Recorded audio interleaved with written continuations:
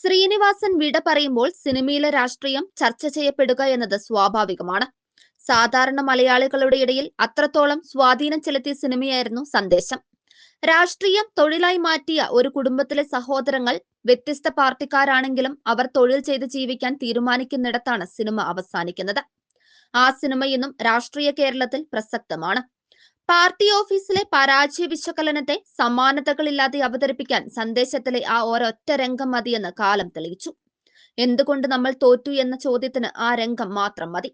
ചിരിയും ചിന്തയുമുള്ള നിമിഷങ്ങളിൽ ഓരോ മനുഷ്യനും ഇത് ഞാനല്ലേ എന്ന് സ്വയം ചിന്തിക്കാൻ ശ്രീനിവാസൻ അവസരം നൽകി.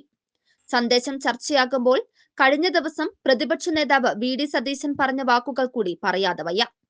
30 വർഷത്തെ ചരിത്രം പരിശോധിച്ചാൽ തദ്ദേശ തെരഞ്ഞെടുപ്പിൽ UDFന് മേൽക്കൈ കിട്ടുക എന്നത് അത്ര എളുപ്പമല്ല. ഇത്തവണ മേൽക്കൈ ഉണ്ടാക്കാനായി നിയമസഭാ തെരഞ്ഞെടുപ്പിൽ 45 മുതൽ 47% വോട്ട് നേടും. 47%മാണ് UDFന്റെ ലക്ഷ്യം. CPMനെ തോൽപ്പിക്കാനല്ല, അവർ തോറ്റെന്ന് ബോധ്യപ്പെടുത്തുകയാണ് ശ്രമകരം. തോറ്റതിപ്പോഴും മനസ്സിലായിട്ടില്ല. ശ്രീനിവാസനും ശങ്കരാടിയും തമ്മിലുള്ള താത്വിക അവലോകനം അത്ര ദീർഘവീക്ഷണത്തോടെയുള്ളതാണ്. ശ്രീനിവാസനെ സല്യൂട്ട് ചെയ്യണമെന്ന് തോന്നിപ്പോകും. സന്ദേശം സിനിമ ഇപ്പോഴാണ് ഇറങ്ങിയിരുന്നതെങ്കിൽ പാരഡി ഗാനം പോലെ അതും നിരോധിച്ചേനെ എന്നായിരുന്നു സതീശൻ പറഞ്ഞത്.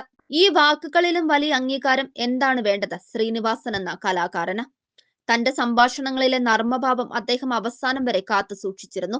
കേരളത്തിലേറെ രാഷ്ട്രീയ മാറ്റങ്ങൾ കണ്ട തദ്ദേശ സ്വയംഭരണ തെരഞ്ഞെടുപ്പിന് തൊട്ടു പിന്നാലെയാണ് ശ്രീനിവാസന്റെ മരണം സംഭവിച്ചിരിക്കുന്നത്.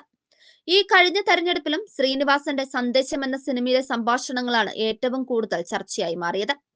പാർട്ടിക്കേറ്റ കനത്ത തിരിച്ചടിയിൽ CPM നേതാക്കളുടെ മറുപടിയാണ് ശ്രീനിവാസൻ എഴുതിയ സംഭാഷണങ്ങളും ചേർത്ത് ട്രോളുകളായി ജനങ്ങളെ ചിരിപ്പിച്ചത്. ഈ തെരഞ്ഞെടുപ്പിൽ മാത്രമല്ല, എല്ലാ തെരഞ്ഞെടുപ്പുകളിലും ചർച്ചയാകുന്ന കാലാതീതമായ നർമ്മ സംഭാഷണങ്ങളായിരുന്നു ശ്രീനിവാസന്റെ തൂലികയിൽ നിന്നും പിറവിയെടുത്തത്. തിരക്കഥ നിർവഹിച്ച തന്റെ സിനിമകളിലൂടെ സമാനതകളില്ലാത്ത രാഷ്ട്രീയ നിരീക്ഷണമാണ് അദ്ദേഹം പങ്കുവച്ചിട്ടുള്ളത്. ശ്രീനിവാസന്റെ രാഷ്ട്രീയ ആക്ഷേപഹാസ്യം ഏറ്റവും കൂടുതൽ ഉപയോഗിച്ച സിനിമ സന്ദേശമായിരുന്നു. ശ്രീനിവാസൻ തിരക്കഥ എഴുതിയ വരവേൽപ്പ്, വെള്ളാനകളുടെ നാട് തുടങ്ങിയ ചിത്രങ്ങളും രൂക്ഷമായ രാഷ്ട്രീയ വിമർശനം ഉന്നയിച്ച സിനിമകളാണ്. പ്രത്യേകിച്ച് ഒരു രാഷ്ട്രീയ പാർട്ടിയുടെ പേരെടുത്ത് പറഞ്ഞില്ലെങ്കിൽ പോലും വിമർശനങ്ങൾ കൃത്യമായി കുറുക്കിക്കൊള്ളുന്ന വിധമായിരുന്നു ശ്രീനിവാസന്റെ സംഭാഷണങ്ങൾ.